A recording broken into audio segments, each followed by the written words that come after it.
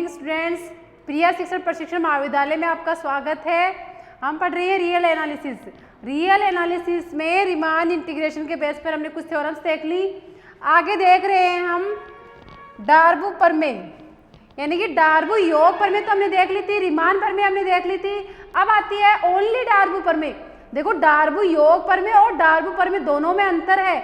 आपसे पूछे कि सिद्ध कीजिए कि डार्बू योग प्रमेय का कथन लिखकर सिद्ध कीजिए, तो आपको कौन सी प्रमेय लगानी? डार्बू योग की प्रमेय, जो मैंने नेक्स्ट पीछे के 2 वीडियो में उनमें करवाई थी।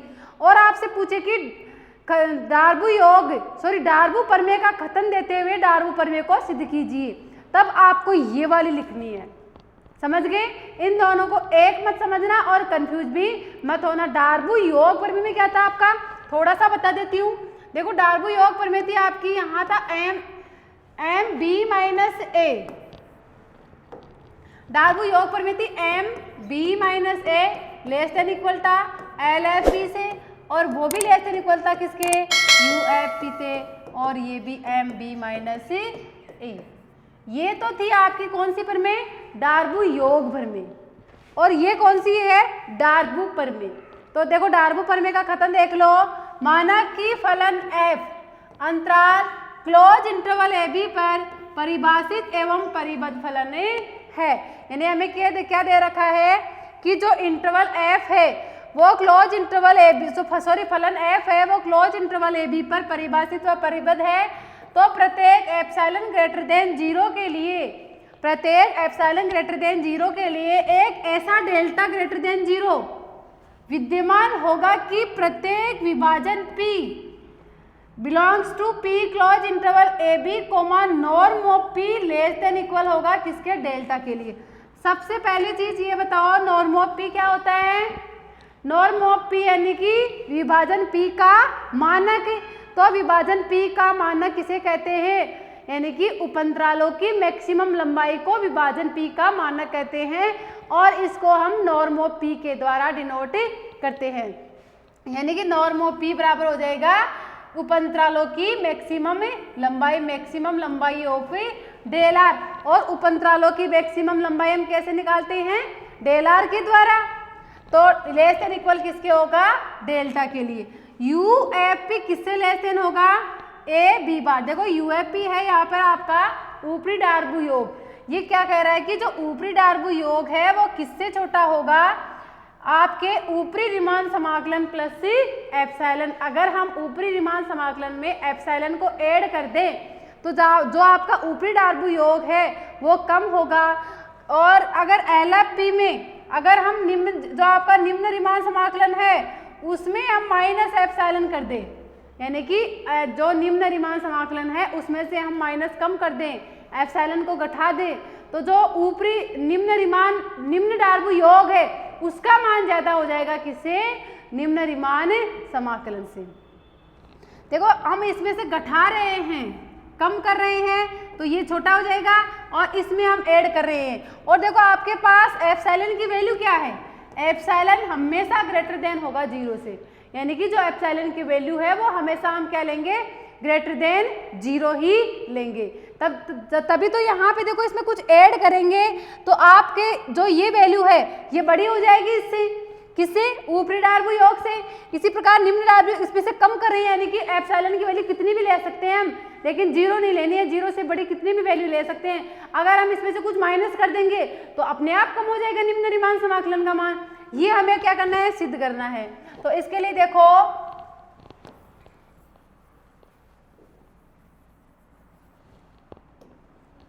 इसका प्रूफ देखते हैं।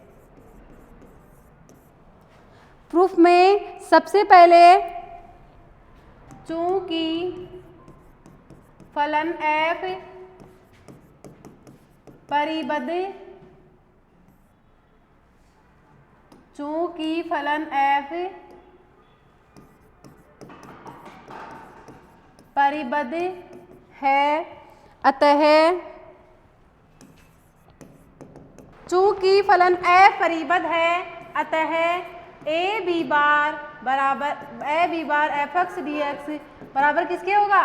ए बी बार। किसकी बात करें? ऊपरी रीमान समाकलन की। यानी कि यहाँ क्या आ जाएगा ऊपरी रीमान समाकलन में? Infimum of infimum of UFP such that P belongs to P close interval AB, क्योंकि बाउंडेड दे रखा है ना हमें पहले से ही, हमारे क्वेश्चन में देख सकते हो आप, ये रहा कि F परिबद्ध फलन है। अतः निम्नक की परिभाषा से, निम्नक की परिभाषा से किसी एप्सिलॉन ग्रेटर देन 0 के लिए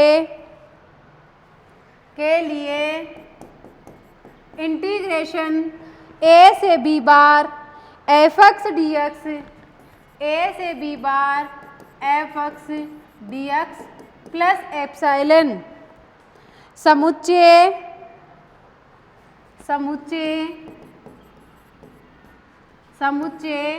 UFP such that P belongs to P close interval AB का निम्न परिबद्ध नहीं हो सकता, का निम्न परिबद्ध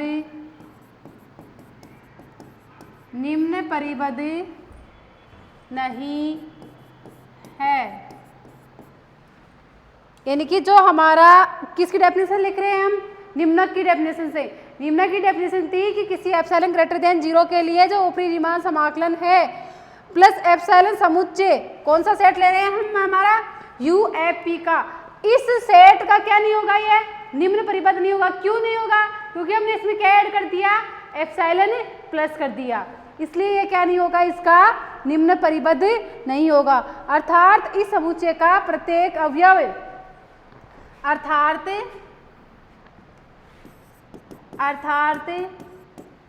इस समुच्चय का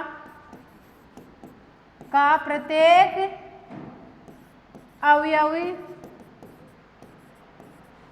इंटीग्रेशन AB बार fx dx प्लस एप्सिलॉन से बड़ा नहीं है,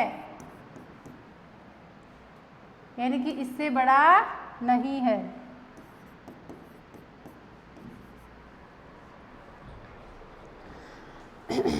अतः there exist P1 belongs to P close interval AB। अतः विद्यमान है क्या कि P1 किसमें, P क्लोज इंटरवल AB में, यानी कि विभाजन P में, ताकि UFP1 लेस देन होगा, P1 less then integration AB बार fx dx प्लस एप्सिलॉन। इसी प्रकार किसके लिए निकालेंगे हम, समीकरण नंबर 1 नाम दे दो इसको। आगे देखो, इसी प्रकार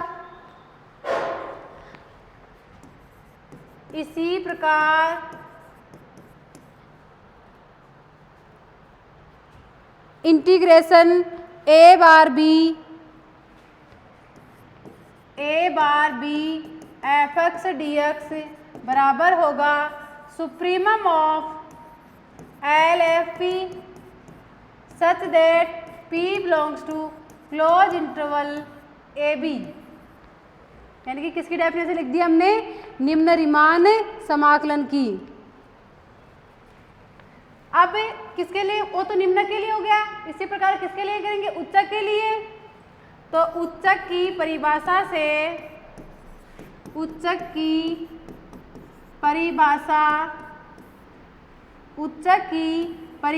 से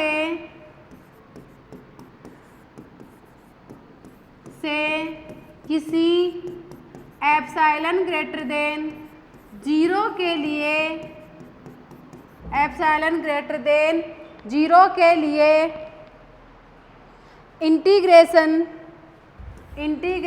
a bar b fx dx minus epsilon समुच्चय L F P such that P belongs to close interval A B का ऊपरी परिबद्ध नहीं है, का ऊपरी परिबद्ध नहीं है।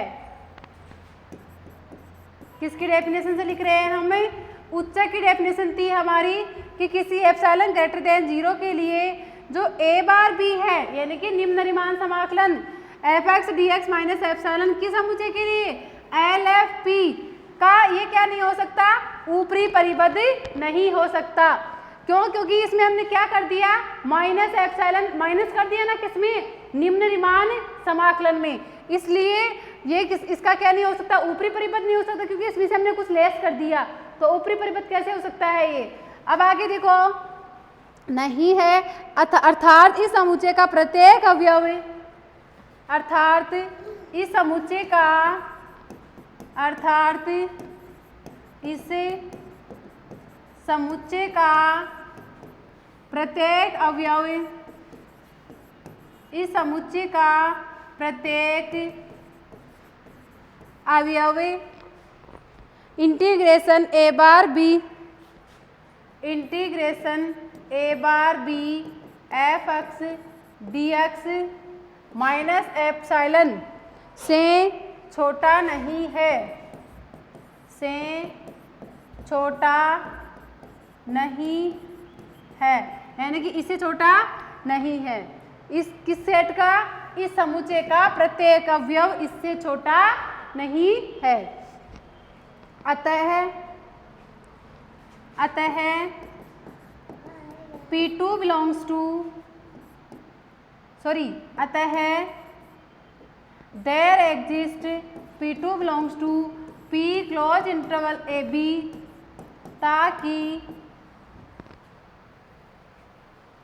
ताकि L F P2 greater than होगा A bar B F X D X minus epsilon, equation number 2, समीकरण 1 व 2 हो गई।